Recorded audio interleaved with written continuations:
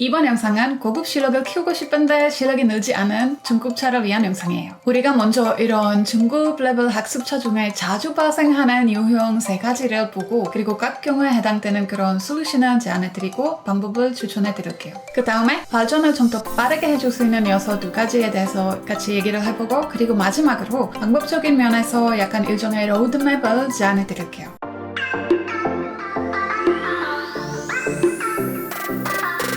오늘 우리가 먼저 문제 유형 사례 3가지를 볼 건데요. 근데 이 문제 유형 사례 외에도 다양한 유형들이 있어요. 예를 들면 가장 대표적으로 꾸준히 하는 습관을 아직 만들지 않았던 분들. 근데 우리가 오늘 영상에서 볼 유형들은 이미 이런 꾸준히 하는 습관을 가지고 있고 꾸준히 하시는 분들이에요. 근데 꾸준히 하는데도 실력이 늘지 않은 학습자들 중에서 제가 가장 자주 보는 유형 3가지를 선택했어요. 자, 첫 번째 사례는 해외 비즈니스 관련 일을 아주 오랫동안 하셨던 분의 사례예요. 이분의 실력은 어떻게 되냐면 제가 보기에는 딱 B2 레벨인 것 같아요. 해외 주재원으로도 몇 년 동안 일했던 경력이 있는 만큼 되게 괜찮은 실력이에요. 현재도 이메일이나 전화통화를 통해서 매일 영어로 소통을 하고 있고 비즈니스 관련 그런 필요한 문서를 다 문제없이 읽을 수 있고 그리고 말하기 실력은 간단하고 그런 짧은 문장을 사용하지만 문법도 100% 완벽하지 않지만 그래도 본인이 하고 싶은 말을 다 할 수 있는 그런 괜찮은 실력이에요. 그리고 이분이 원하시는 건 비즈니스를 하면서 본인의 생각을 좀 더 정확성 있게, 다양성 있게 표현하고 싶은 그런 목표를 가지고 있어요. 근데 이분의 상황을 분석해 봤을 때 일단 아웃풋은 그러니까 말하기랑 쓰기 그런 실체 사용을 매일매일 많이 하는 것 같아요. 근데 인풋은 조금 부족한 상황인 것 같아요. 물론 비즈니스를 하면서 어느 정도 인풋이 일어나고 있죠. 근데 직업마다 조금 다르겠지만 많은 경우에는 직업상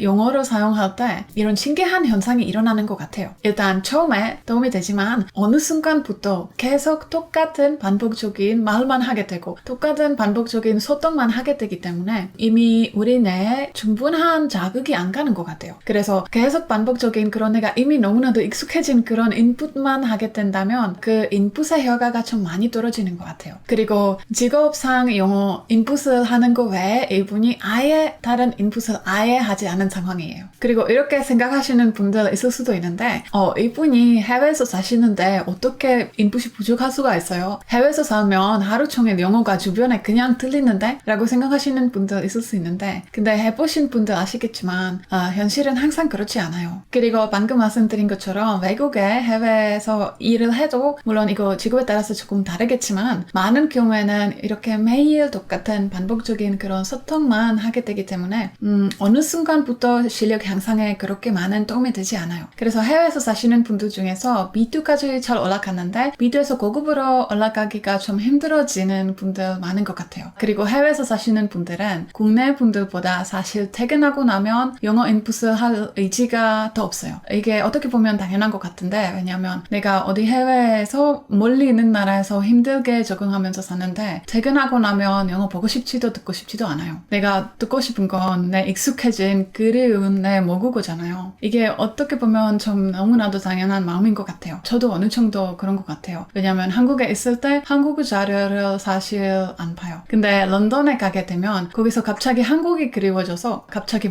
한국어 채널 어떤 거 있는지 유튜브에 들어가서 찾아보고 한국어 뉴스 보고 한국어 라디오 틀어놓고 한국어 책을 읽게 되고 그렇게 되는 것 같아요. 누구든. 그래서 누구든 힘들지만 인풋이 그래도 너무 중요하니까 우리 이런 꾸준한 인풋을 위한 그런 전략을 만드는 게 필요할 것 같아요. 우리 아웃풋을 위해서 인풋이 왜 중요한지 잠시 같이 볼게요. 이 그래프를 보시면 여기 이 라인은 영어에 대한 내 기본 이해력이에요. 이 기본 이해력이 뭐냐면 인풋을 하면서 아니면 그 언어를 섭외하면서 그 언어에 대한 체계가 내 머릿속에서 만들어져요. 이 체계는 무의식적인 영역에서 자동으로 만들어지는 거예요. 내가 문법 공식을 얼마나 많이 외웠는지랑 관계없어요. 그러니까 인풋을 하면서 아니면 그 언어를 섭외하면서 자동으로 만들어지는 그런 체계예요. 그리고 이 체계가 우리가 말을 들을 때 아니면 말을 할 때 자동 처리를 해주는 그런 무의식적인 체계예요. 그리고 이런 상황에서는 내 기본 이해력이 이 정도라면 내 말하기 실력은 이 정도일 거예요. 처음에. 근데 연습을 하면 올라가고 연습을 많이 하면 이 정도까지 올라갈 거예요. 근데 더 이상은 올라가지 않을 거예요. 왜냐하면 여기 항상 내 기본 이해력이랑 그리고 내 말하기 실력이랑 내 아웃풋 실력이랑 어느 정도의 격차가 항상 있어요. 그래서 아무리 연습을 해도 내 아웃풋 실력이 더 이상 올라가지 않아요. 그래서 이거 바로 우리 첫 번째 사례분의 상황이에요. 아무리 말을 연습해도 실력이 올라가지 않아요. 그래서 우리가 지금 필요한 건 인풋을 통해서 이 기본 이해력 라인을 올려야 돼요. 이 라인이 올라가고 나서 연습 조금만 더 하면 말하기 실력이 그냥 따라올 거예요. 근데 그때도 여기까지만 항상 내 기본 이해력이랑 그리고 내 아웃풋 실력이랑 항상 어느 정도의 격차가 있을 거예요. 그래서 이 첫 번째 사례 분 같은 경우에는 우리한테 필요한 건 지속적이고 꾸준히 하는 인풋 습관이에요. 이게 사실 외국어 공부하는 누구든 이런 지속적이고 꾸준히 하는 인풋 습관이 필요해요. 왜냐면 이게 가장 중요한 전제 조건이에요. 그리고 꾸준히 해야 하기 때문에 우리 취미생활이랑 좀 연결시키는 게 중요한 것 같아요. 왜냐면 이런 인풋 활동 자체로 만족감이 얻어지는 그런 상황으로 만들어야 좀 유리한 상황이 되는 것 같아요. 그래서 우리가 퇴근하고 나서 집에 와서 쉬면서 아니면 릴렉싱 하면서 할 수 있는 그런 활동으로 만드는 게 중요한 것 같아요. 그래서 영화 좋아하시는 분들은 예를 들면 뭐 영화를 보면서 인풋을 할 수 있는 그런 방법을 이용하시면 되고요. 아니면 책을 좋아하시는 분들은 그냥 뭐 소파에 편하게 앉아서 옆에서 맛있는 간식 올려놓고 그리고 편안한 분위기 속에서 책을 즐기면서 쉬는 그런 방법을 이용하시면 될 것 같아요. 이런 습관을 처음 만들 때 조금 약간 의도적인 그런 태도가 필요하고 약간 노력이 필요하고 책을 미리 준비해 놓고 뭐 그런 약간 의도적인 거 조금 필요하지만 한번 그런 습관이 쉬면서 편안한 분위기 속에서 내가 영어 인풋을 편안하게 한다 그런 습관이 한번 잡히면 훨씬 더 무난하게 하게 돼요. 꾸준히. 그리고 우리가 인풋을 하면서 기억해야 되는 하나 있어요. 우리가 인풋을 하면서 새로운 단어 배우고 새로운 표현을 배우면 물론 좋은데 우리가 인풋을 하는 가장 중요한 이유는 이게 아니에요. 우리가 인풋을 하는 가장 중요한 이유는 그 외국어 소비하는 활동을 통해서 내 안에 있는 그 외국어에 대한 체계를 더 잘 만들려고 하는 거예요. 그러니까 내 기본 이해력을, 그 외국어에 대한 내 기본 이해력을 올리려고 인풋을 하는 거예요. 우리 두 번째 사례는 대학생분의 사례인데 이 대학생분이 섀도잉을 꾸준히 하고 있는데 문제는 말하기는 어느 정도 되는데 원하는 만큼 생각보다 잘 되지 않아서 고민이 있으신 분이에요. 근데 섀도잉을 할 수 있는 방법이 너무 많아서 일단 이분이 어떤 섀도잉 방법으로 하시는지 먼저 알아봤어요. 그래서 일단 따라 말하기만 하는 그런 섀도잉으로 하는 게 아니라 밋 공부법에 접목한 그런 섀도잉 방법으로 하고 있어요. 그래서 여기서부터 상황이 좀 좋아 보여요. 왜냐면 텍스트도 있고 오디오도 있고 그거 소비하면서 되게 괜찮은 인풋 활동이 될 것 같아요. 그리고 인풋 활동을 하는 거, 그 언어를 소비하는 그 자체는 아주 가장 중요한 전제 조건이잖아요. 그래서 여기서부터 좋은데 플러스 발음 연습도 동시에 하는 기회를 만들고 있어요. 그래서 좋아 보이는데 문제는 여기서 실제 말하게 하는 그런 아웃풋 연습 아예 빠진 거예요. 근데 이런 인풋 베이스드 공부 방법은 되게 좋을 수 있어요. 특히 처음에 아주 좋은 방법이 될 수 있는데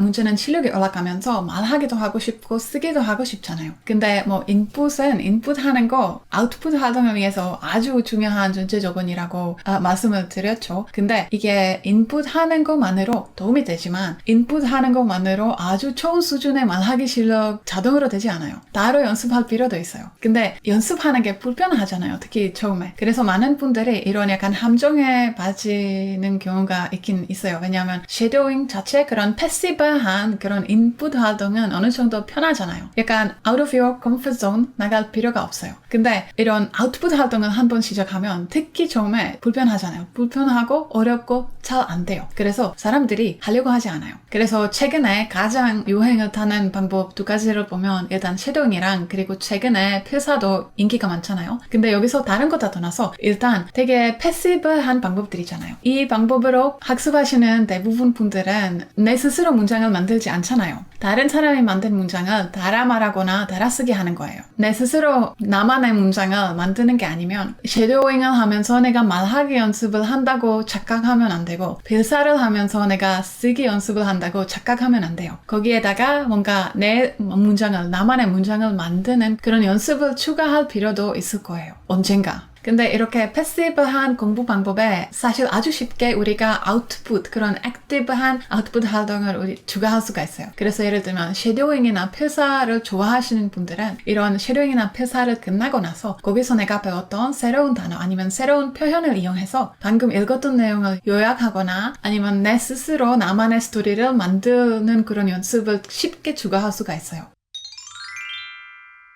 자, 세 번째 사례는 이것도 대학생 분이신데 이분도 꾸준히 하는 루틴을 가지고 있어요. 이 루틴이 어떻게 되냐면 되게 현실적인 루틴이에요. 일단 매직 트리 책에서 하루에 2페이지 플러스 일기장을 쓰기, 이런 루틴이 있는데 보니까 처음에 시작했을 때 매직 트리 책은 조금 어려웠어요. 근데 읽다 보니까 되게 쉽고 편안하게 느껴지지만 100%까지 아직 가지 못했다고 느껴지는 그런 경우예요. 그리고 일기장 봤을 때도 약간 간단하고 반복적인 그런 패턴도 있는 것 같아요. 그러니까 내가 오늘 이거 했다, 이거 먹었다, 누구누구 만났다, 오늘 바쁜 하루였다, 날씨가 추웠다, 뭐 이런 아주 기본적인 그런 반복적인 내용이 많았어요. 그래서 이 유형도 살짝 두 번째 유형이랑 조금 겹치는 부분이 있지만 좀 이런 거 있어요. 내가 처음에 어떤 방법으로 시작했을 때 좋았어요. 이분도 이 방법으로 처음에 시작하셨을 때 좋았을 거예요. 근데 실력이 올라가니까 이 방법이 또 다시 약간 쉽고 편안하게 느껴지게 돼요. 내가 사용하는 그런 공부법이 너무 쉬워지고 너무 편안해지면 필요한 자극이 더 이상 일어나지 않을 수도 있어요. 그래서 물론 현실적이고 어느 정도 너무 어렵지 않은 그런 계획을 만드는 게 중요하지만 또 반면에 발전하고 싶으면 어느 정도 out of your comfort zone 나갈 필요가 있어요. 그래서 내가 편하게 느껴지는 그 지대에서 빠져나가서 내 한계에 조금 도전할 필요도 있어요. 그래서 내가 어떤 공부 방법을 아니면 어떤 자료를 100% 정복하고 나서 더 난이도 높은 곳으로 이동하겠다 이렇게 생각하지 마시고, 왜냐면 방법 A를 아니면 자료 A를 100% 정복할 수 있는 방법은 여기 계속 머물고 반복하는 게 아니라 좀 더 난이도 높은 곳으로 올라가서 여기에 내 한계에 부딪히고 나서 나중에 다시 돌아오면 여기 백이 될 가능성이 훨씬 높아요. 이거 사실 운동이랑 좀 비슷한 면이 있는 것 같아요. 만약에 헬스를 시작하고 싶은데 기본 체력이 너무 안 되는 거예요. 그럼 헬스장을 들어가서 먼저 걷기 기계에서 먼저 걷기 운동을 꾸준히 해서 기본 체력을 좀 먼저 올리고 나서 그 다음에 좀 더 난이도 있는 그런 머신으로 이동하겠다 이렇게 생각하시는 분 있잖아요. 근데 또 걷기 운동을 꾸준히 조금 한 뒤에 이미 기본 체력이 좀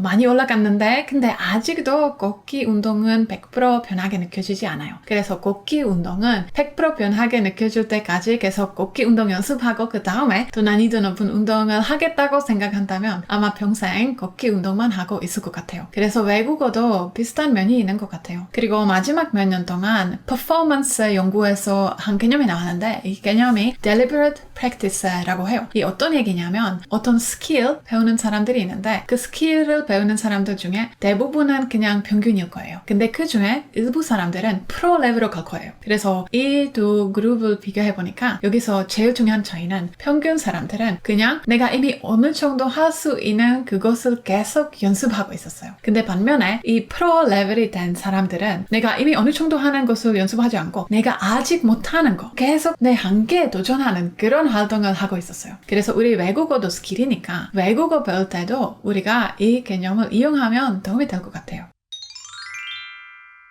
우리 이번 영상 시리즈는 높은 중급에서 고급으로 올라가는 시리즈잖아요. 그리고 제가 지난 영상에서 약속해드린 건 높은 중급에서 고급으로 올라가는 그 길고 먼 길을 좀 더 빨리 해주는 요소 2가지를 소개해드리려고 약속한 거예요. 지난 영상에서 말씀드린 것처럼 중급에서 고급으로 올라갈 때 정말 필수적으로 투자해야 되는 그런 시간과 노력이 필요해요. 그건 어쩔 수가 없고 지름길도 없고 편법도 통하지 않아요. 근데 이 길을 좀 빨리 해줄 수 있는 그런 요소들은 첫 번째 요소는 절박함이에요. 왜냐면 포기하지 않고 계속 하게 돼요. 절박하니까. 그리고 두 번째 요소는 내가 편안하게 느껴지는 그런 지대에서 계속 머무는 게 아니라 out of your comfort zone 나가서 거기서 도전을 하고 내 한계에 부딪히고 내가 아직 못하는 그런 연습을 하고 또 실패하고 또 하고 이렇게 반복하는 계속 도전하는 그런 과정을 거쳤어요. 그리고 이 두 요소를 이용하니까 정말 평균보다 고급으로 가는 그 과정은 2배 정도 빨라진 것 같아요. 그리고 한국어 배웠을 때도 어느 정도 이용한 그런 요소들이에요. 그래서 우리가 어느 정도 도전을 하는 게 좋은데 또 너무 과도한 도전을 할 필요도 없어요. 이렇게 한 걸음씩 한 걸음씩 점진적인 그런 계획을 만드는 것도 좋을 것 같아요. 그래서 예를 들면 이런 경우가 있을 수 있어요. 말하기를 연습하고 싶은데 너무 내성적이라서 원어민을 만나기만 하면 너무 어려서 아무 말이 안 나오는 그런 성격 있잖아요. 그래서 이런 경우에는 사실 바로 원어민이랑 부딪혀서 하는 게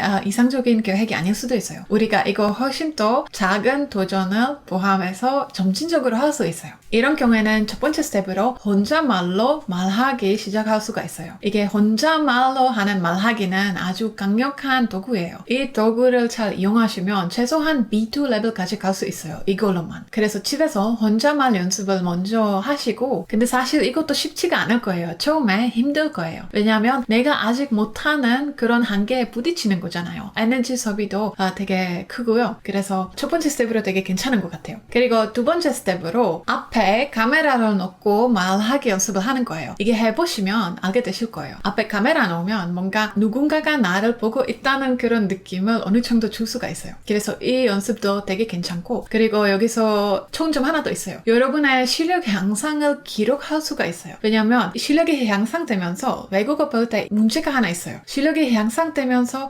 주변 사람들이 이게 다 보이는데 본인이 안 느껴지는 거예요. 그래서 기록하는 게 중요해요. 기록해보세요. 웬만하면. 그래서 이런 연습을 조금 하다가 익숙해지면 그때 원어민이랑 하는 대화에 도전하시면 돼요. 근데 아직 용기가 안 난다면 그럼 먼저 영어를 배우는 다른 학습자들이랑 좀 대화를 해볼 수 있어요. 먼저. 왜냐면 그것도 분위기 달라요. 그리고 영어 배우는 다른 한국 학습자들이랑 하는 게 조금 불편하다면 영어 배우는 다른 외국에서 사는 다른 나라 비원어민 학습자를 페이스북을 통해서 쉽게 찾을 수 있어요. 그래서 보시다시피 이렇게 조금씩 한 걸음씩 작은 도전을 할 수 있는 방법이 많아요. 그래서 나 앞에서 어떤 크고 무서운 산이 있을 때 내가 절대 정복하지 못할 것 같은 느낌이 들 때 여기에 대한 해결책은 산 밑에서 계속 머무는 게 해결을 해주지 않을 거예요. 이 산을 오르게 해줄 수 있는 그런 작은 도전이 어떤 거 있는지 보시고 조금씩 도전해 보시면 그 산을 언젠가 오를 수 있을 거예요.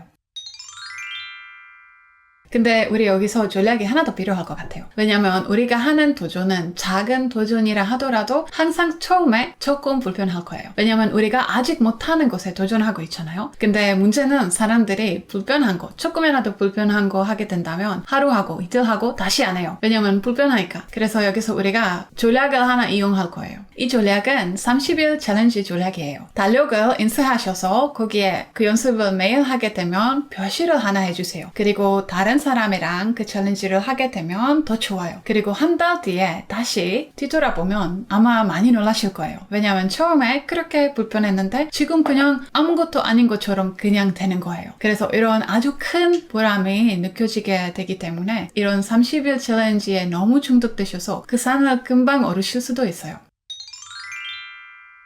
근데 우리가 도전을 하기 전에 먼저 중요한 하나가 있어요. 첫 번째 스텝은 항상 꾸준히 하는 지속적인 그런 루틴이에요. 그런 습관이에요. 최소한 인풋을 잘하는 그런 지속적인 루틴이에요. 그래서 여기 이 단계에서는 도전보다 더 중요한 키워드는 지속성이에요. 이런 지속적인 습관이 잡히고 나서 그때부터 도전을 하는 거예요. 그래서 다양한 방법을 이용하면서 난이도를 높이는 그런 도전을 그때부터 하셔도 돼요. 오늘 영상도 조금이라도 도움되셨으면 좋겠어요. 다음 영상에서 뵐게요. 바이바이.